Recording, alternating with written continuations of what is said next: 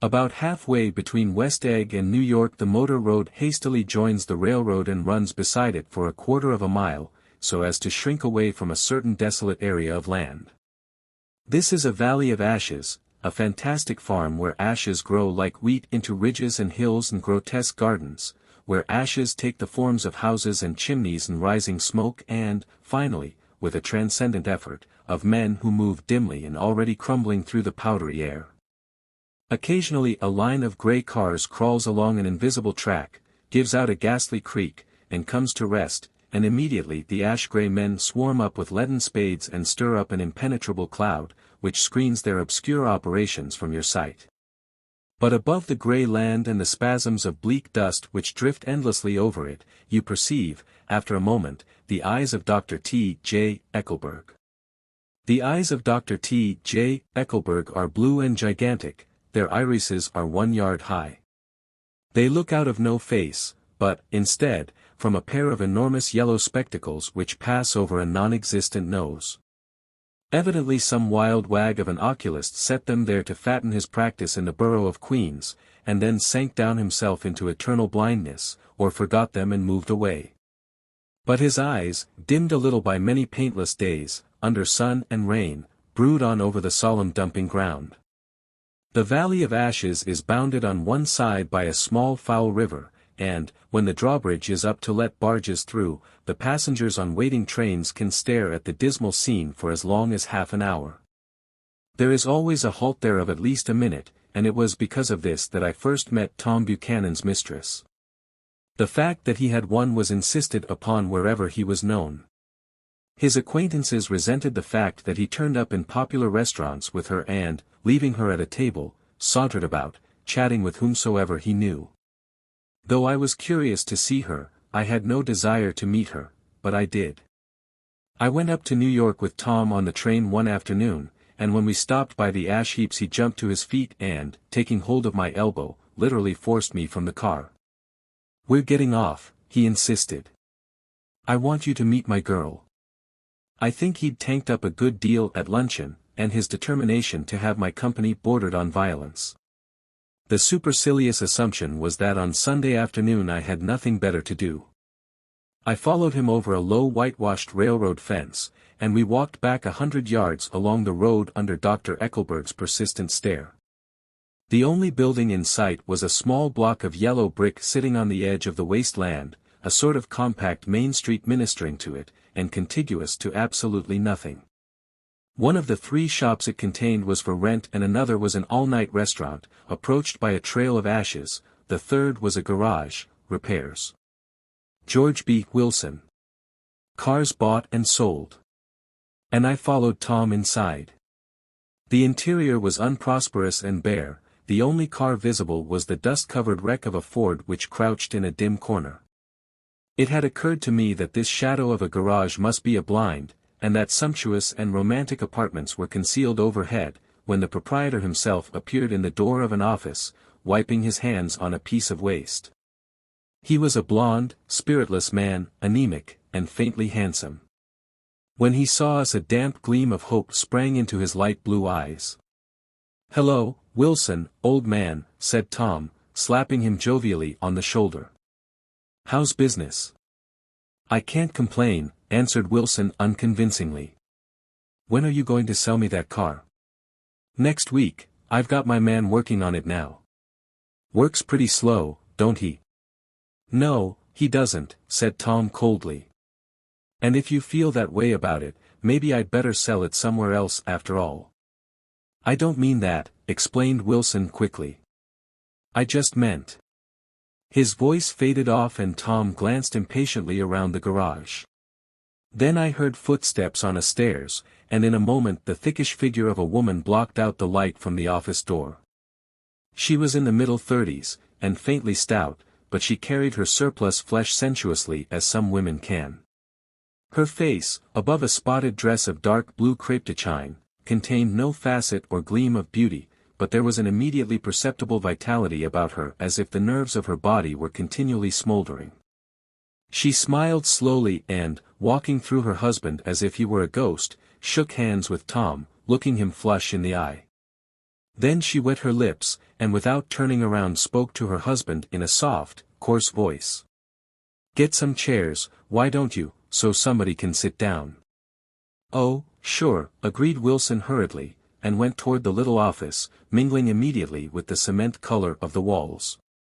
A white ashen dust veiled his dark suit and his pale hair as it veiled everything in the vicinity, except his wife, who moved close to Tom.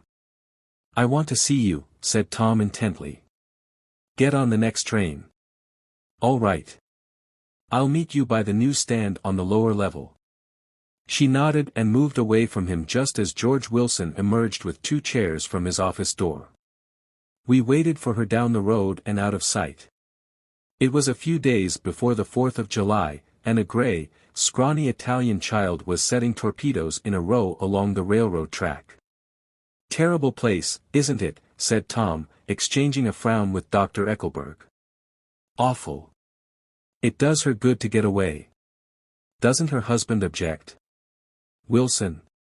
He thinks she goes to see her sister in New York. He's so dumb he doesn't know he's alive." So Tom Buchanan and his girl and I went up together to New York, or not quite together, for Mrs. Wilson sat discreetly in another car. Tom deferred that much to the sensibilities of those East Eggers who might be on the train. She had changed her dress to a brown-figured muslin, which stretched tight over her rather wide hips as Tom helped her to the platform in New York. At the newsstand she bought a copy of Town Tattle and a moving picture magazine, and in the station drugstore some cold cream and a small flask of perfume. Upstairs, in the solemn echoing drive she let 4 taxicabs drive away before she selected a new one, lavender-colored with gray upholstery, and in this we slid out from the mass of the station into the glowing sunshine. But immediately she turned sharply from the window and, leaning forward, tapped on the front glass. "I want to get one of those dogs," she said earnestly.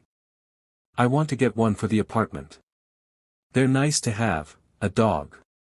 We backed up to a gray old man who bore an absurd resemblance to John D. Rockefeller. In a basket swung from his neck cowered a dozen very recent puppies of an indeterminate breed. "What kind are they?" asked Mrs. Wilson eagerly, as he came to the taxi window. "All kinds." "What kind do you want, lady?" "I'd like to get one of those police dogs. I don't suppose you got that kind." The man peered doubtfully into the basket, plunged in his hand and drew one up, wriggling, by the back of the neck. "That's no police dog," said Tom. "No, it's not exactly a police dog," said the man with disappointment in his voice. "It's more of an Airedale."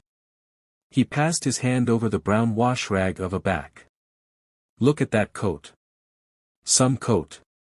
That's a dog that'll never bother you with catching cold." "I think it's cute," said Mrs. Wilson enthusiastically. "How much is it?" "That dog?" He looked at it admiringly. "That dog will cost you $10. The Airedale, undoubtedly there was an Airedale concerned in it somewhere, though its feet were startlingly white, changed hands and settled down into Mrs. Wilson's lap, where she fondled the weatherproof coat with rapture. "Is it a boy or a girl?" she asked delicately. "That dog? That dog's a boy." "It's a bitch," said Tom decisively. "Here's your money. Go and buy 10 more dogs with it."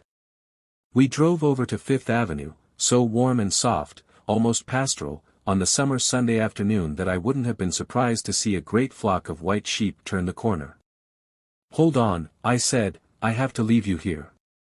"No, you don't," interposed Tom quickly. "Myrtle'll be hurt if you don't come up to the apartment." "Won't you, Myrtle?" "Come on," she urged. "I'll telephone my sister Catherine.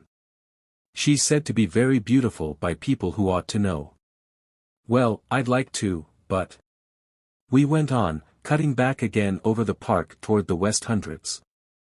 At 158th Street the cab stopped at one slice in a long white cake of apartment houses. Throwing a regal homecoming glance around the neighborhood, Mrs. Wilson gathered up her dog and her other purchases, and went haughtily in. "I'm going to have the McKees come up," she announced as we rose in the elevator. And, of course, I got to call up my sister, too. The apartment was on the top floor, a small living room, a small dining room, a small bedroom, and a bath. The living room was crowded to the doors with a set of tapestried furniture entirely too large for it, so that to move about was to stumble continually over scenes of ladies swinging in the gardens of Versailles. The only picture was an over-enlarged photograph, apparently a hen sitting on a blurred rock. Looked at from a distance, however, the hen resolved itself into a bonnet, and the countenance of a stout old lady beamed down into the room. Several old copies of Town Tattle lay on the table together with a copy of Simon Called Peter, and some of the small scandal magazines of Broadway. Mrs. Wilson was first concerned with the dog. A reluctant elevator boy went for a box full of straw and some milk, to which he added on his own initiative a tin of large, hard dog biscuits, one of which decomposed apathetically in the saucer of milk all afternoon. Meanwhile Tom brought out a bottle of whiskey from a locked bureau door. I have been drunk just twice in my life, and the second time was that afternoon, so everything that happened has a dim, hazy cast over it, although until after 8 o'clock the apartment was full of cheerful sun. Sitting on Tom's lap Mrs. Wilson called up several people on the telephone, then there were no cigarettes, and I went out to buy some at the drugstore on the corner. When I came back they had disappeared, so I sat down discreetly in the living room and read a chapter of Simon Called Peter. Either it was terrible stuff or the whiskey distorted things, because it didn't make any sense to me. Just as Tom and Myrtle, after the first drink Mrs. Wilson and I called each other by our first names, reappeared, company commenced to arrive at the apartment door. The sister, Catherine, was a slender, worldly girl of about 30, with a solid, sticky bob of red hair, and a complexion powdered milky white. Her eyebrows had been plucked and then drawn on again at a more rakish angle, but the efforts of nature toward the restoration of the old alignment gave a blurred air to her face. When she moved about there was an incessant clicking as innumerable pottery bracelets jingled up and down upon her arms. She came in with such a proprietary haste, and looked around so possessively at the furniture that I wondered if she lived here. But when I asked her she laughed immoderately, repeated my question aloud, and told me she lived with a girl-friend at a hotel. Mr. McKee was a pale, feminine man from the flat below. He had just shaved, for there was a white spot of lather on his cheekbone, and he was most respectful in his greeting to every one in the room. He informed me that he was in the artistic game, and I gathered later that he was a photographer and had made the dim enlargement of Mrs. Wilson's mother which hovered like an ectoplasm on the wall. His wife was shrill, languid, handsome, and horrible. She told me with pride that her husband had photographed her 127 times since they had been married. Mrs. Wilson had changed her costume some time before, and was now attired in an elaborate afternoon dress of cream-colored chiffon, which gave out a continual rustle as she swept about the room. With the influence of the dress her personality had also undergone a change.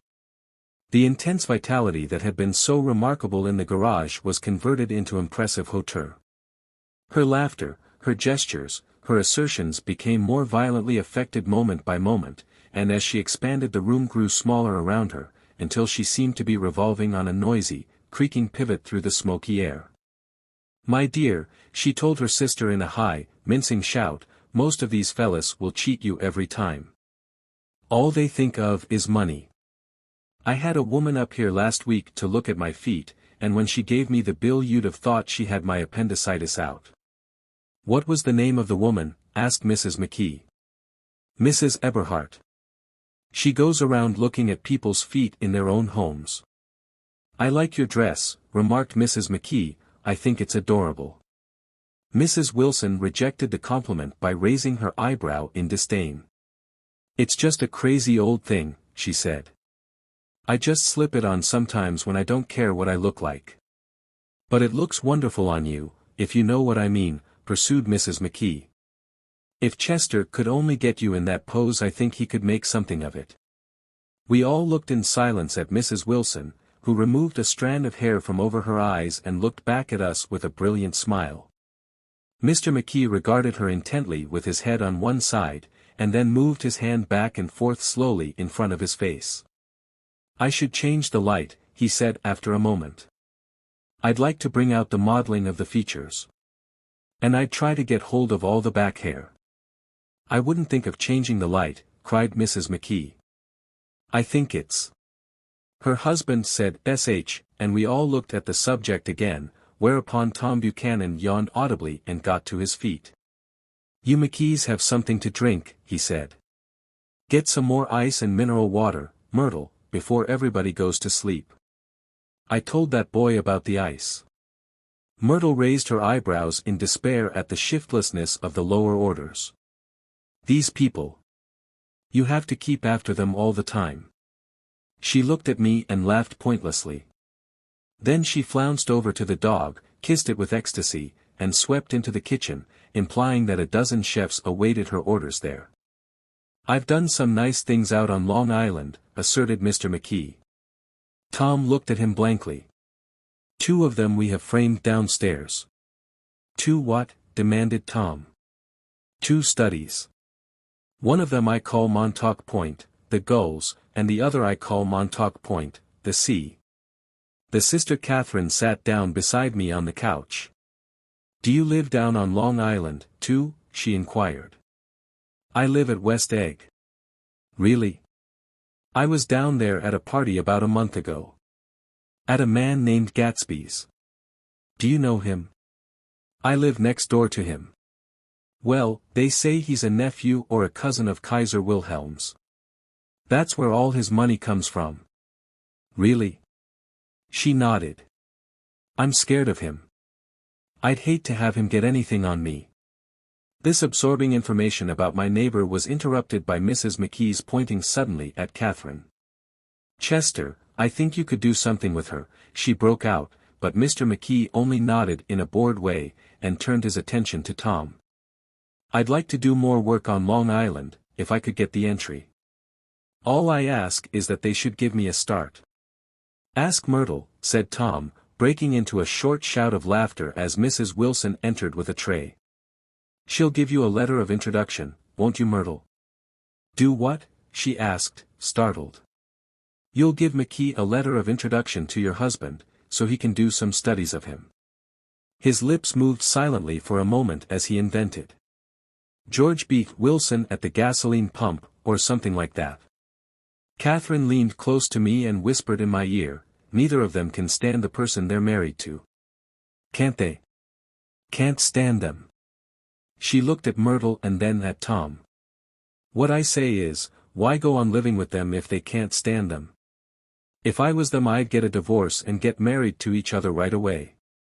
Doesn't she like Wilson either? The answer to this was unexpected. It came from Myrtle, who had overheard the question, and it was violent and obscene. You see, cried Catherine triumphantly. She lowered her voice again. It's really his wife that's keeping them apart. She's a Catholic, and they don't believe in divorce. Daisy was not a Catholic, and I was a little shocked at the elaborateness of the lie. When they do get married, continued Catherine, they're going west to live for a while until it blows over. It'd be more discreet to go to Europe. Oh, do you like Europe? She exclaimed surprisingly. I just got back from Monte Carlo. Really? Just last year. I went over there with another girl. Stay long? No, we just went to Monte Carlo and back. We went by way of Marseilles. We had over $1,200 when we started, but we got gypped out of it all in 2 days in the private rooms. We had an awful time getting back, I can tell you. God, how I hated that town. The late afternoon sky bloomed in the window for a moment like the blue honey of the Mediterranean, then the shrill voice of Mrs. McKee called me back into the room. I almost made a mistake, too, she declared vigorously. I almost married a little kike who'd been after me for years. I knew he was below me. Everybody kept saying to me, Lucille, that man's way below you. But if I hadn't met Chester, he'd have got me sure.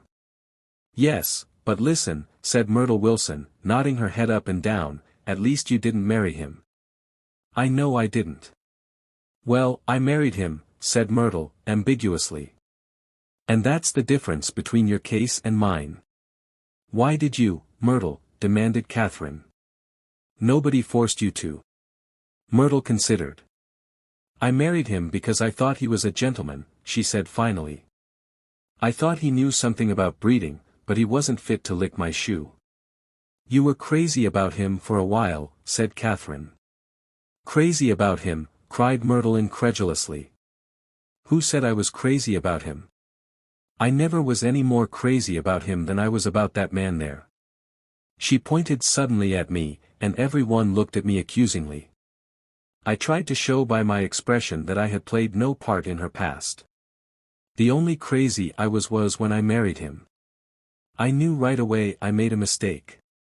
He borrowed somebody's best suit to get married in, and never even told me about it, and the man came after it one day when he was out. Oh, is that your suit? I said. This is the first I ever heard about it. But I gave it to him and then I lay down and cried to beat the band all afternoon. She really ought to get away from him, resumed Catherine to me. They've been living over that garage for 11 years. And Tom's the first sweetie she ever had.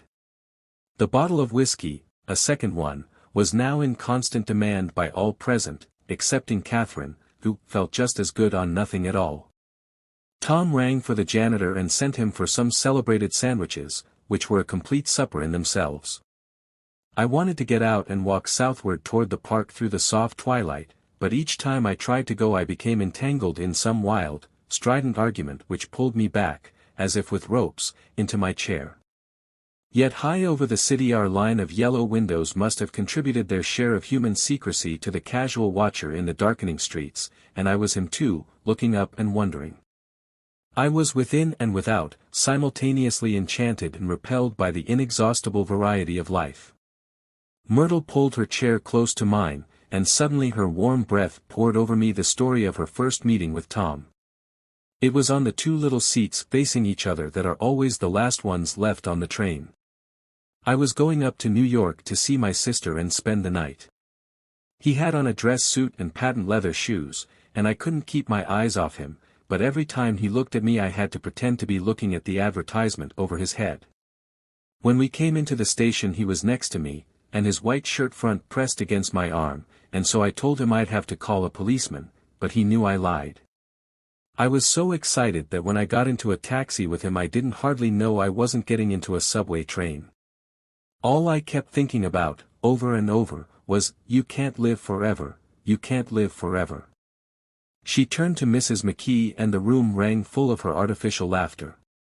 My dear, she cried, I'm going to give you this dress as soon as I'm through with it. I've got to get another one tomorrow. I'm going to make a list of all the things I've got to get.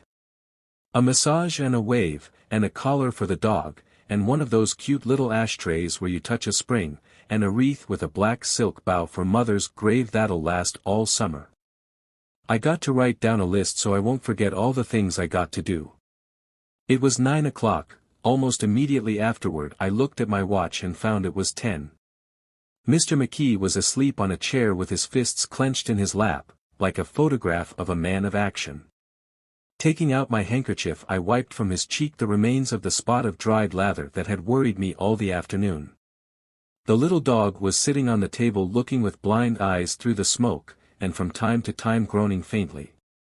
People disappeared, reappeared, made plans to go somewhere, and then lost each other, searched for each other, found each other a few feet away.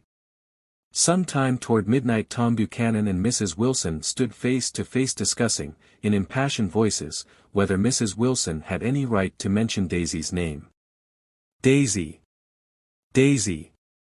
Daisy! Shouted Mrs. Wilson. I'll say it whenever I want to. Daisy! Die! Making a short deft movement, Tom Buchanan broke her nose with his open hand. Then there were bloody towels upon the bathroom floor, and women's voices scolding, and high over the confusion a long broken wail of pain. Mr. McKee awoke from his doze and started in a daze toward the door.